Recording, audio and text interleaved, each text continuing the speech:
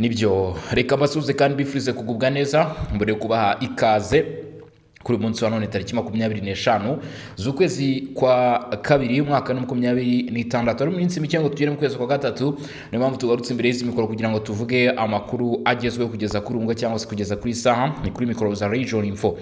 Leta zunze ubumwe za Amerika zongeye kwihanangiriza ibihugu bikomeje ubushotoranyi kuri Repubulika Iharanira Demokarasi ya Kongo.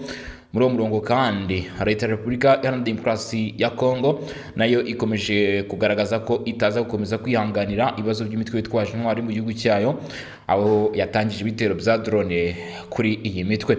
Leta zunze ubumwe za Amerika batangaje ko bamaze igihe kinini basoje ikibazo kiri hagati y'u Rwanda na Repubulika ya Demokarasi ya Kongo. Ku bw'ibyo igisigaye ari uko ingabo z'u Rwanda ziri ku butaka bwa Repubulika Iharanira Demokarasi ya Kongo zikwiye guhagarika ibikorwa byazo, kubera yuko ibikorwa by'ingabo z'u Rwanda birimo bibangamira ubusugire ndetse n'umutekano bya Repubulika Iharanira Demokarasi ya Kongo. Kuva Leta zunze ubumwe za Amerika zabitangaza, u Rwanda rusa nkaho ntacyo rwigeze rubivugaho cyangwa se rwigeze rubitangazaho. Gusa bamwe bakurikiranira hafi politiki y'aka karere bavuga ko kugeza uyu munsi magingo aya ngaya ibintu bishobora kuba byahindura isura mu gihe u Rwanda rwaba rukomeje kwitwara gutya rukagaragara muri ibibazo bya Repubulika Iharanira Demokarasi ya Kongo. U Rwanda ariko narwo ruvuga ko ibivuga ko rwaba ruri kugira uruhare muri ibyo bibazo atari ukuri, ndetse rukagaragaza ko rurengana, ko abavuga ibyo bashaka kuruharabika ndetse no guhisha isura yabo n'ibikorwa byabo muri Repubulika Iharanira Demokarasi ya Kongo. Aya makuru yose tugiye kuba twayagarukaho, turareba ibijyanye n'urugamba imirwano aho igeze. Masisi ibintu byakomeye ndetse n'ahandi mu bice bigiye bitandukanye, ariko u Rwanda ntabwo rwumva uburyo ki General Ekenge ngo yaba kidegembya nyuma y'imvugo ziba urwangwe. Ibi nabyo ni by'u Rwanda rwideclaye. Turareba n'andi makuru agiye atandukanye mu by'ukuri y'ibikomeje kugenda bivuga. Lawrence Kanyuka hari ubutumwa ashyize hanze, ese ubu bwaba bugaruka kuri Lieutenant Colonel Wiringoma, bivuga ko yamaze kwitaba Imana yishwe arashwe na drone z'igisirikare cya Leta ya Kongo mu mirwano yatangijwe na Wazalendo mu mpera z'icyumweru gishize. Turabirebaho, ube hafi ntuze kujya kure kugira ngo usobanukirwe iby'aya makuru ndetse nuko bihagaze. Ibyo byose rero tugiye kuba twabiva imuzi n'umuzingo. Kuri mikoro buri kumwe nanjye Bosco umutaramu cyane. Leta zunze ubumwe za Amerika ku itariki 4 z'ukwezi kwa 12 bavuze ko bahagaritse ikibazo cy'umutwe wa 23 burundu ubwo basinyaga amasezerano hagati y'u Rwanda ndetse na Repubulika Iharanira Demokarasi ya Kongo. Aya masezerano u Rwanda rwayasinye rwo ntabwo rwavugaga ko ari amasezerano rusinyanye na Repubulika Iharanira Demokarasi ya Kongo, aho kugeza n'uyu munsi ruvuga ko rutumva neza impamvu ya masezerano yaba yarahinduwe amasezerano ari hagati ya 23 ndetse n'u Rwanda n'ibibazo bya Repubulika Demokarasi ya Kongo, kubera ko ibyo bibazo by'umutwe wa 23 ubwo byo biri biri mu masezerano ya Doha. Ariko Leta zunze ubumwe za Amerika bakagaragaza ko ngo icyo kibazo bagisoje cyangwa se bagishize ku iherezo, babishimangira bavuga bati ibyo byose mu by'ukuri cyangwa se iby'icyo kibazo bibumbatiye hamwe, ni ibintu twabumbatiye hamwe. Imirwano igomba guhagarara, ingabo mufite muri Repubulika Demokarasi ya Kongo zigomba kuhava. Ibyo byose rero bikaba idosiye ikomeje kugenda iba uruhererekane. Nka ibyo bidahagije rero, Leta zunze ubumwe za Amerika zongeye gusubiramo ku mugaragaro, bavuga ko batifuza ko ibikorwa by'ingabo z'u Rwanda biri ku butaka bw'Uburasirazuba bwa Repubulika Iharanira Demokarasi ya Kongo, ibyo bikorwa akaba byo bigaragaramo gushyigikira umutwe wa 23 byahagarara. Amerika ikomeza ivuga byinshi cyangwa se igaruka kuri byinshi. Nk'urugero, kuri uyu munsi mu butumwa bwashyizwe hanze buturuka ku ruhande rwa Leta zunze ubumwe za Amerika, avuga ko u Rwanda rugomba kwemera uburenganzira bwa guverinoma ya Repubulika Iharanira Demokarasi ya Kongo ngo kurengera ubutaka bwayo n'uburenganzira bwayo ku n'ubusugire bwayo. Ibi rero byavuzwe na Amerika kugira ngo ingabo z'u Rwanda zive muri aka gace. Kuva 2021 zari zihari, u Rwanda rwagenzuye abahagarariye ibihugu byarwo, abahagarariye 23 ndetse n'ishami rya politiki ryafise 23. Ibyo rero ngo iyo dosiye Repubulika Iharanira Demokarasi ya Kongo mu by'ukuri ikavuga iti iyi dosiye byari bikwiye ko ihagarara. Uwo ni uhagarariye Leta zunze ubumwe za Amerika mu kanama k'umuryango mu nama y'umuryango w'abibumbye ubwo yagarukaga ku bibazo biri hagati y'u Rwanda na Repubulika ya Demokarasi ya Kongo, ashimangira ibyavuzwe na Donald Trump avuga ati twebwe ibibazo twamaze kubisoza sefini. Uvuga ngo ku ruhande rwa Leta Zunze Ubumwe za Amerika iyi ntambara yarangiye. Ibi muri kubona Amerika ibigereranya nk'ibintu bishobora gushyira ibyago bikomeye cyane kuri buri umwe wari wese uri kwigiramo uruhare, ko ivuga iti twe niba twaramaze kurangiza ikibazo tukavuga iti imirwano ihagarare. Erega no muri Amerika ni igihugu gikomeye, nta kindi kintu bagomba gutangaza ngaha, ntabwo bazaza bajye kurasana nabo, kuko Amerika nkeka ko ntabwo byahise iminsi 3 kugira ngo birashana uburasirazuba bwa Kongo hose, cyangwa se iminsi 2. Kavuga bati rero hanyuma y'ibyo hari ikigomba gukurikira. Abenshi baravuga bati cyangwa se barabihuza no kuba uwo bitariye Lieutenant Colonel Wiringoma urupfu rwe ngo Amerika yaba ibiri inyuma, kubera yuko Amerika hashize igihe gitoya cyane Repubulika ya Demokarasi ya Kongo bwite ibi birombe by'agaciro bya Rubaya biturukamo amabuye akomeye cyane Wolfram ndetse n'andi atandukanye korota, ati twebwe tubihaye Amerika. Nyuma gato tariki 24 umva ko BBC gahuza imiryango cyangwa se ibikesha ibiro ntaramakuru by'Abongereza Reuters yahise ivuga iti umuvugizi w'igisirikare umutwe w'inyeshyamba wa FC23 Lieutenant Colonel Ngoma yiciwe mu gitero cy'indege nto z'intambara zitajya mu pilote drone cy'ingabo za leta mu burasirazuba bwa Repubulika ya Demokarasi ya Kongo mu rukera rwo kuri wa 2 nk'uko bitangazwa n'ibiro ntaramakuru by'Abongereza Reuters. Ngo Reuters yasubiyemo amagambo y'umudiplomate wo mu karere, umutegetsi mukuru wo mu nyeshyamba n'umujyamo wa leta ya Repubulika ya Demokarasi ya Kongo mu burengerazuba bw'isi. Iki kitangazamakuru cyo kivuga ko ngo cyagerageje kuvugana na M23 ndetse n'ingabo za Repubulika ya Demokarasi ya Kongo, ngo ariko ntabwo bigeze bemera gutanga amakuru. Ntacyo leta ya Repubulika ya Demokarasi ya Kongo yigeze itangaza ku mugaragaro ku bijyanye n'iki gitero cyiciwe muri Lieutenant Colonel Wiringoma kugeza kuri isaha. Bibaye mu gihe ibikorwa by'agahenge bigirwamo uruhare na Qatar bikomeje, aho Kinshasa no 23 byasinye amasezerano i Doha yo gushyiraho uburyo buhuriweho bwo kugenzura agahenge burimo indorerezi za Qatar, Amerika n'umuryango umwe bwa Afurika. Uruhande rwa leta, igisirikare cya leta ya Kongo biri official ntabwo kirigera cyemeza iby'urupfu rwa Lieutenant Colonel Wiringoma. M23 nayo ntabwo yahakanye cyangwa se ngo yemeze. Ikindi abantu bakibaza bati se izi drone ziri gukoreshwa ngaho ko zari zifitwe na mbere hose byagenze gute kugira ngo Repubulika ya Demokarasi ya Kongo imenye amakuru yuko abayobozi bose bari bateraniye Rubaya? Dore ko bivuga ko Erasto Bahate, Makenga ndetse n'uyu nguyu Wiringoma bose bari hehe? Bari hano muri aka gace karashwemo. Dore iby'urupfu rwa Wiringoma rero na Leta Zunze Ubumwe za Amerika. Ati ndarwanira ko Kongo iba nziza kurushaho, ni kimwe mu bisubizo ngo yampaye ubwo deruka kuvugana mu mpera z'Ugushyingo, no kuva mu kwezi kwa 11 mwaka gushize ngo nongeye kumubaza impamvu we ubwe ari mu ntambara. Ibi rero mu by'ukuri ni byavuzwe. Ati igisirikare cya leta ya Kongo FARDC cyemeje ko cyakoze ibitero muri centre ya Rubaya mu burasirazuba bw'igihugu kwa 2 kigahitana Wiringoma, umuvugizi w'umutwe wa FC23 nk'uko umunyamakuru waruri i Kinshasa bivuga. Ati dusubiye inyuma mu Gushyingo no 21 nyuma y'imyaka 8 ya 23 itavugwa, imirwano yongeye kubura mu misozi ya Cyanzu ndetse na Runyoni munsi y'ikirunga cya Sabyinyo. Icyo gihe nibwo umutwe wa M23 wongeye kwisuganya warwanaga na FARDC. Ubu rero ibitero byari bikomeje kugeza na magingo yangaya. Mbere icyo gihe ati sinari nzi Wiringoma kandi s'abantu benshi nk'ubu bari bazi iri zina. Ubwo no 22 nibwo Major Wiringoma umuvugizi wa 23 yatangiye kumvikana kenshi mu nyamakuru. Iyi ni nkuru imuvugaho.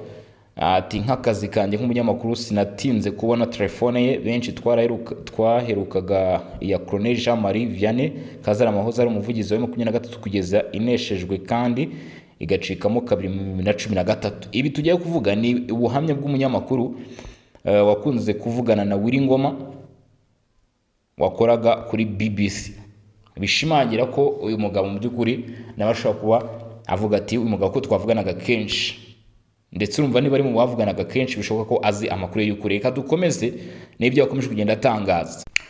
Umunyamakuru rero mu byo yavuze ati gwera mu 2022 nibwo Major Wiringoma umuvugizi wa M23 yatangiye kumvikana henshi mu binyamakuru. nk'akazi kanjye nk'umunyamakuru sinatinze kubona telefone ye. Ngo amaze kumenya Willy Ngoma yagiye yumvikana avuga ko yari muri M23 kuva 2012 nyuma yo kuva mu ishyaka rya UDPS ryashinzwe na Etienne Tshisekedi, ubu rikuriwe n'umuhungu we Perezida Felix Tshisekedi. Mu myaka mike ishize ngo yamwohereje amafoto ya kera amwereka ko yahoze ari mu rubyiruko rw'imbere mu ishyaka rya UDPS, gusa aya mafoto ntabwo yabashije kujya ahagaragara. Bamwe mu b'imbere mu mutwe wa M23 baremeza ko Willy Ngoma yarashwe mu gitero cya drones z'ingabo za FARDC mu gace ka Rubaya ko kuwa 2 mu gicuku. Amakuru ataremezwa neza aravuga ko bamwe mu bandi bakuriye uyu mutwe bari kumwe nawe harimo abakomeretse. Umutwe wa M23 uremeza ku mugaragaro urupfu rwa Willy Ngoma, cyangwa se ngo uvuge neza uko byagenze muri ako gace karimo ibirombe leta ya Kinshasa iherutse kwegurira kampani z'ubucukuzi bw'amabuye y'agaciro za Amerika. Gusa mu gitondo agana saa 11 kuwa 2 umuvugizi wa M23 Nsekanyuka nibwo yanditse ubutumwa ku rubuga X avuga ibitero bya drones byarashe buhumye agace ka Rubaya byica abasivile b'inzirakarengane, abyita icyaha cy'inyokomuntu n'icyaha cy'intambara. Ku kijyanye na drones kugeza ubu nta kirahamya neza uko ibitero Kanyuka yavuze ko byabaye saa 8:43 z'igicuku Rubaya. Urebye yabivuze nyuma y'amasaha arenga 2 bibaye, ari nabyo bitero byahitanye Ngoma wari ugeze ku ipeti rya Lieutenant Colonel muri uwo mutwe w'inyeshyamba. Gusa niba ari muri ibyo bitero yaguyemo, ibyo byerekana ko cyaba ari igitero cyakoranywe ubushishozi n'amakuru. Drones n'intambara zikoresha kamera yereka abazikoresha bari muri kilometero zishobora no kuba amagana aho zigeze mbere yo kurasa aho bashaka ko zirasa. Mu ntangiriro z'uku kwezi Laurent Kanyuka yavuze ko M23 yashwanyaguje ikigo ku kibuga cy'indege cya Kisangani cyateguraga indege za drones zarasaga mu bice bigenzurwa na M23. Kronenanga kuri M23 kuri iki gitero M23 yigambye we yongeyeho ko ubudahangarwa bw'icyo kibuga bwarangiye kandi ko izo drone ubu zizajya zirasirwa aho zituruka. Ariko ibitero bya drone za FARDC ntabwo byahagaze. Nyuma yaho ibindi bikomeye byakomeje kuvugwa mu duce twa Minembwe n'inkengero zaho muri Kivu y'Epfo no mu bice bimwe bya Warikare mu Masisi na Rucuru muri Kivu y'Amajyaruguru. Kubasha kumenya neza aho umuvugizi w'umutwe wa gisirikare aherereye birashoboka ko atari we wenyine, no kuharashisha drones ntuhushe bisaba amakuru ahagije n'ubuhanga mu gukoresha izo ndege nto cyane zikorerwa ahanini mu Bushinwa na Turukiya, zikoreshwa cyane mu ntambara zo muri ibi bihe. Kuba Willy Ngoma yishwe n'igitero cya drone gishobora kuba cyanakomerekeje cyangwa kigahitana n'abandi bari kumwe nawe ni ishusho y'ubukana bw'izi ndege muri intambara. Mu gihe inkuru y'urupfu rwe irimo kuvugwa hose kuko ari buzwi cyane, birashoboka ko benshi badafite amazina azwi barimo guhitanwa n'izi ndege baba abasivile cyangwa abasirikare. Ibitero by'izi ndege ukwezi gushize nk'uko bivugwa cyane bigaragaza imbaraga igisirikare cya FARDC cyashyize mu ntambara yo mu kirere. Ibitero by'indege za drones birimo kuvugwa mu gihe FARDC nayo mu by'ukuri ikataje.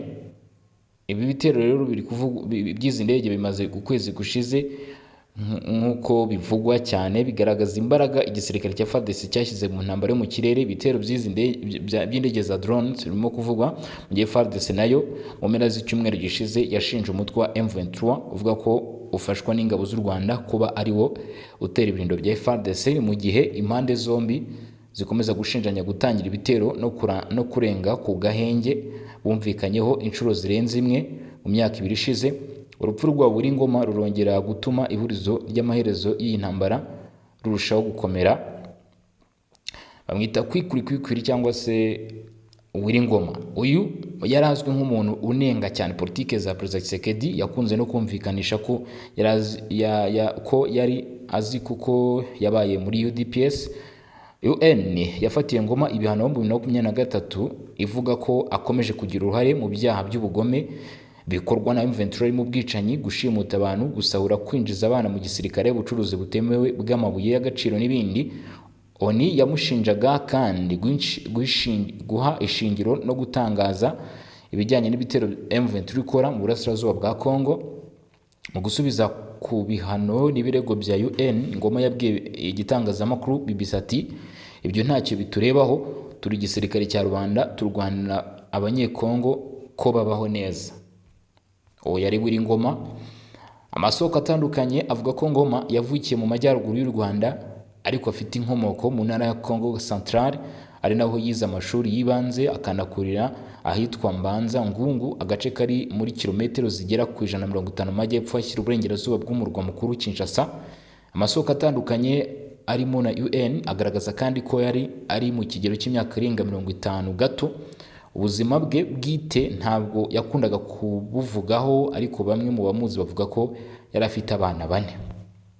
Nyakwigendera Ngoma nyuma y'ifatwa ry'umujyi wa Goma mu mpera za Mutarama umwaka ushize, Ngoma yabonetse mu mashusho y'abacanshuro bazungu bafashwe na M23 arimo kubihaniza, ubundi bamuca imbere ku murongo bihuta babwira ngo kwikuri vuba mbere yuko abo bacanshuro basubira mu bihugu byabo baciye mu Rwanda. Kwikuri yongeye kugaruka mu yandi mashusho yo mu mpera za Werurwe.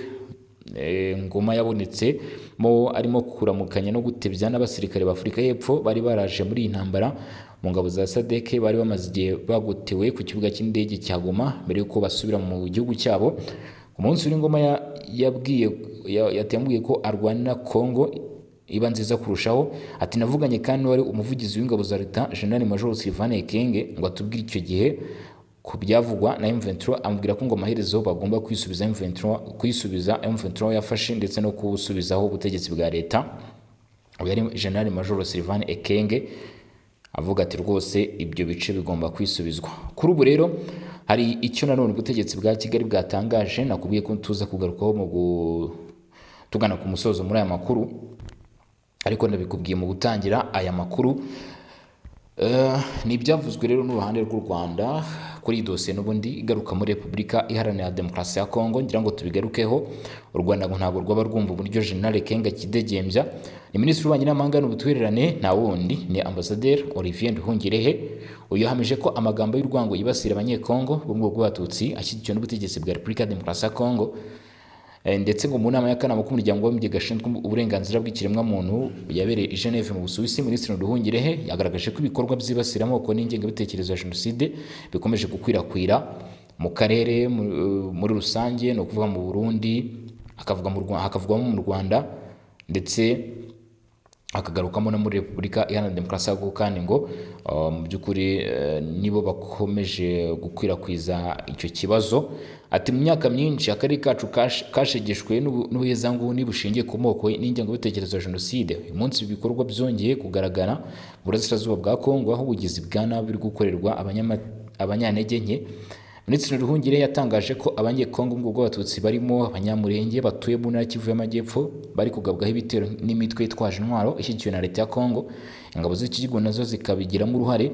Ati imidugudu yose iri kuraswa n'indege na drones, inzu zaratwitse zirakongoka zirasenywa, imiryango yarahunze bitewe n'ubukangurambaga bugamije kuyirukana ku butaka bwa gakondo. Muri Kivu y'Amajyepfo abanyamurenge bajyanywe ahantu badashobora kurema amasoko, kujya ku mashuri, kuragera ndetse no kubona serivisi z'ubuvuzi. Yagaragaje ko u Rwanda rwatanze impuruza ku magambo y'urwango akomeje gukwirakwira muri Repubulika ya Demokarasi ya Kongo, ariko ko nta gifatika cyakozwe, ibyatumye bo muri leta ya Repubulika ya Demokarasi ya Kongo n'imitwe yitwaje intwaro yishyigikiye byongera imbaraga muri ibi bikorwa bigamije ubugizi bwa nabi. Mu Ukuboza no 2025 wahoze ari umuvugizi w'ingabo za Repubulika Iharanira Demokarasi ya Kongo General Major Sylvain Ekenge Bomusa yavugiye kuri televiziyo y'igihugu RTNC ko abagore b'Abatutsikazi ngo batajya babyarana nabo badahuje ubwoko, asaba abagabo bo muri Repubulika ya Demokarasi ya Kongo bitondera. Minisitiri Nduhungirehe yasobanuriye akanama karoni gashinzwe uburenganzira bw'ikiremwa muntu ko amagambo General Ekenge yavugiye kuri RTNC yari yateguwe kandi ko ari mu murongo wa leta ya Repubulika ya Demokarasi ya Kongo itarigeze imikurikirana mu butabera. Ati yari yateguwe mbere, yavugiye mu ruhame, yumvikana mu gihugu hose, n'amagambo y'urwango ashyigikiwe na abashyigikiwe na leta kandi General Major Kenge yahagaritswe by'agateganyo nyuma y'aya magambo biteza uburakari ariko ntiyakurikiranwe n'ubutabera. Aya magambo atesha agaciro ubwoko bwose agashyira abagore mu kaga gakomeye. Amateka agaragaza ko iyo aya magambo afashwe nk'asanzwe ubugizi bwa nabi bukurikiraho. Yagaragaje ko u Rwanda ngo rugaragaza izi mpungenge rushingiye ku mateka rwanyuzemo kuko nyuma y'igihe amagambo y'urwango akwirakwira habaye Jenoside yakorewe Abatutsi mu 1994 yatwaye ubuzima bw'abarenga miliyoni imwe mu gihe cy'iminsi 100. Minisitiri Nduhungirehe yasabye akanama Karoni gashinzwe uburenganzira bw'ikiremwamuntu kwamagana bikomeye amagambo y'urwango akomeje gukwirakwizwa n'abarimo abo muri leta, kagasaba ko bakurikiranwa n'ubutabera kandi abaturage bari mu kaga bakagezwaho ubutabazi vuba nta kubogama. Ibyo nibyo yavuze. Twumvaga ari biri ku ruhande rwa Amerika, Repubulika ya Demokarasi ya Kongo 23 ndetse n'u Rwanda. Murakoze cyane, turagaruka mu masaha y'imbere turana n'ibindi babigezweho.